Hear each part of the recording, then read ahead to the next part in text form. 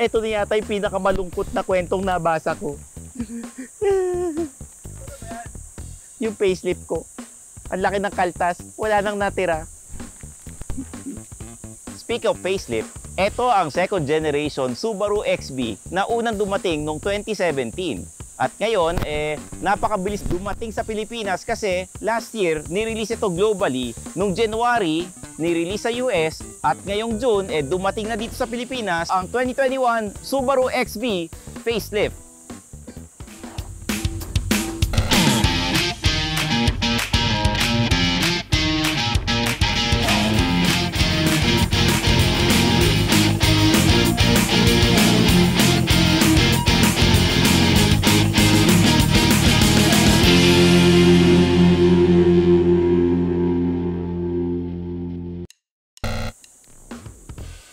Sa harap, wala masyadong pinagbago itong Subaru XB na facelift model.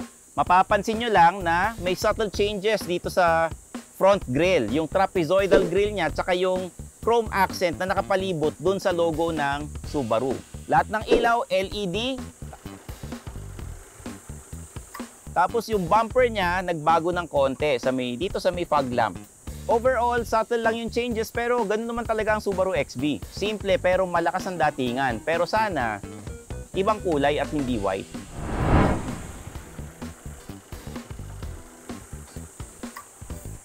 Sa makina, meron tayong naturally aspirated 2-liter boxer engine that produces 154 horsepower and 196 Newton meters of torque.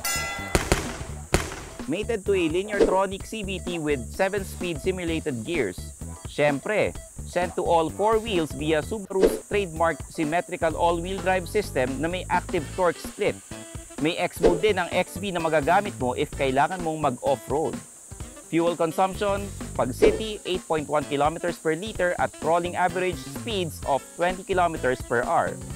Sa highway, 18.1 km per liter at an average speed of 90 km per hour. Sa gulong, meron tayong 18-inch aluminum alloy wheels na Bridgestone Dueler all-terrain tires. Kayo na rin magsasabi kung maganda itong mags na to dahil medyo kakaibang design. Hindi na parang yung Shuriken, kagaya nung dating ni-review namin ni Martin. Para siyang yung lumang logo ng Kamikaze nung nakamohok pa si Jay. Hindi si Totoy Mola, kundi si Jay Contreras. Sa gilid, wala masyadong pinagbago. Meron tayong 3 character lines. 1, 2, 3. Integrated yung signal light sa side mirror natin. May chrome trimmings, yung body cladding all throughout. Tapos may chrome trimming sa pintuan. May roof rails. Tsaka meron tong 3 kulay. Plasma yellow metallic. Blue horizon pearl. Magnetite gray metallic. Ay, sorry, tabi-tabi po. Simple mga kulay pero malakas ang dating. Pero para sa akin, dun tayo sa magnetite gray metallic. Sa likod, umabot yung body cladding na nakapalibot sa reflector. May faux skid plate na body color at kakaibang itsura niya, no? Dahil body color eh. Yung taillights medyo OA sa laki pero ayos lang yan para at least malinaw na malinaw at hindi kayo mababangga. Meron tayong spoiler, may shark fin antenna. Ayos naman, medyo sakto lang. Nakikita yung logo ng Subaru para alam yung branding. At may sensors at ang importante, yung camera.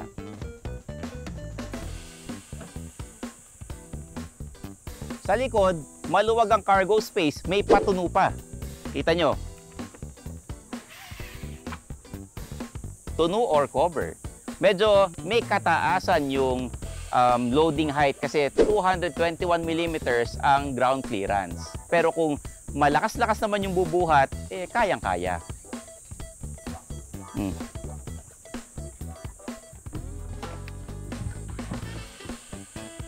Kitam? Pag tinupi nyo itong upuan sa likod, pantay na pantay, flat na flat. Ang pwede nyo ilagay sa loob pag nakatupi yung upuan na flat ay almost 1,200 liters. Kasya ang buong barangay at pwede kayong gumawa ng barangay sa loob. Dito sa loob, ang unang-una nyong papansin, sobrang high-tech at yung manibela niya leather with orange stitching. Actually, yung buong sasakyan sa loob may orange stitching. Kaya kahit saan kayo malingat, may orange stitching.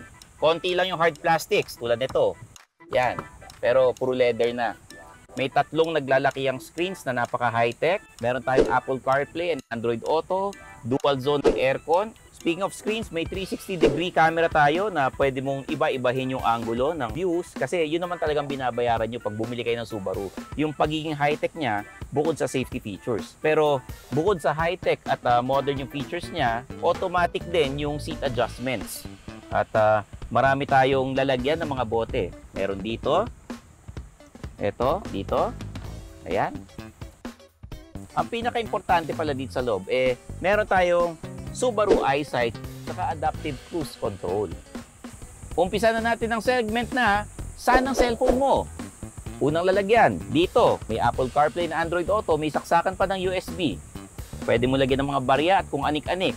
Lisensya, kung anong cards, pati kondom, pwede. At ang pangalawa, dito, may pang-charge din ng USB pero pang-charging lang. Ang isa pang napansin ko dito sa loob, maluwag ang space. Pwedeng i-adjust mga upuan para alam na kung matangkad kayo. Hindi kayo mahihirapan. Ayo ano naman yung iniisip nyo? Yung upuan natin, syempre, leather. Medyo mainit lang pag summer pero malakas naman ang aircon so okay lang. At syempre, yung orange stitching na Subaru ang datingan. Sa likod, maluwag na maluwag ang espasyo kasi nga, kagaya ng sinabi ko kanina, etong Subaru XV ang may pinakamalaki sa mga small crossovers. May orange stitches tsaka leather seats pa rin sa likod. Meron tayong cup holders. Maraming lagayan ng bottles. 1, 2, 3, 4. Walang aircon sa likod pero malamig pa rin naman. At may pa-sunroof si Subaru kaya lang hindi abot dito sa likod. Okay ang headspace. Pwede rito yung mga 6-footer. Huwag lang kasing laki ni Junmar Fajardo at kanila EJ Pyle para sa mga tito na nanonood ngayon. Meron tayong ISOFIX at syempre, carbon fiber na texture dito. Hard plastic. Para ipakita ko sa inyo na talagang matindi yung safety features ng Subaru XV. Ako na magde-demo para sa inyo. Pero, direct sigurado ka ba? Wala tayong health card, Yung insurance ko, medyo hindi ako tuloy-tuloy magbayad. Pero, ay nabahala sa akin. Sige. Mga Phil Kotse viewers, mahal ko kayong lahat. Sige. 1, 2, 3.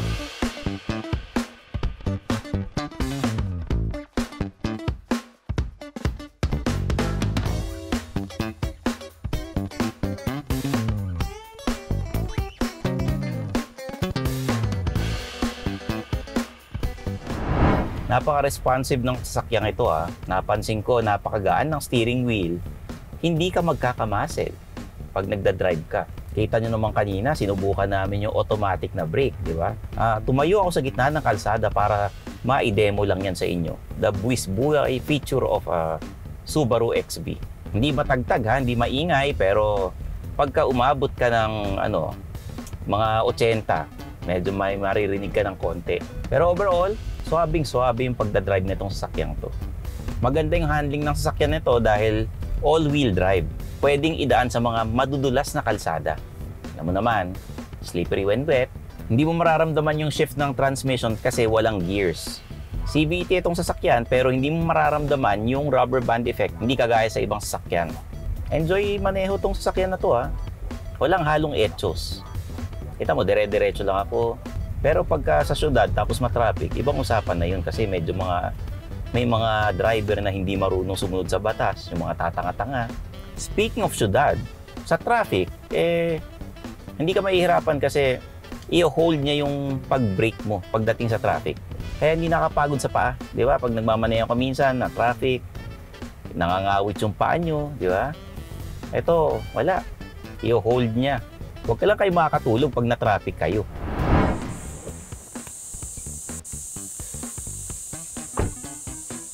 For aesthetics, ang Subaru XV ay simple pero malakas ang datingan. Yung facelift is para sabihin lang sa madlang people na bago ang sasakyan nyo. Pero ang ganda, maangas ang dating. Ang score natin for aesthetics, 4/5. For performance, kaya naka-sport mode ka or intelligent mode, malakas pa rin ang makina at ramdam na ramdam mo yung hila. Kaya ang score natin para dito, 4.5/5. For practicality, itong Subaru XB ang pinakamalaki sa mga small crossovers. Tsaka yung trunk niya, napakaluwag. Pwede pang itupi yung mga upuan, tapos may cover pa. Kaya ang score natin dito, 4.5/5. Value for money, sa totoo lang, medyo may kamahalan to. Kasi aminin natin, this is not for everyone. Parang Ateneo lang. Pero tad-tad naman sa safety features. Kaya ang score namin dito, 4/5. Overall, hindi na ako magugulat kung ito pa rin ang bestseller ng Subaru, itong XB. Kasi sa sobrang ganda niya at tad-tad ng safety features, sulit na sulit ang babayaran nyo. Kaya ang score namin dito, 4.5/5. Ang presyo ng Subaru XB facelift ay 1,908,000 pesos. Pero makakakuha kayo ng discount this month ng 80,000 pesos. Kaya ang total introductory price niya, 1,828,000 pesos. Gaya nga ng sinabi ko kanina, etong sasakyan na to, medyo may kamahalan. It's not for everyone, parang ako. Pero if you have taste and you have the means, sulit na sulit ang sasakyang to. So there you have it. I'm your host, Stanley Chi, ang senpai ng Turbuhan. Help us reach 300,000 subscribers before the end of the year. So paano ba yan? Kita-kits sa next video. Bye-bye!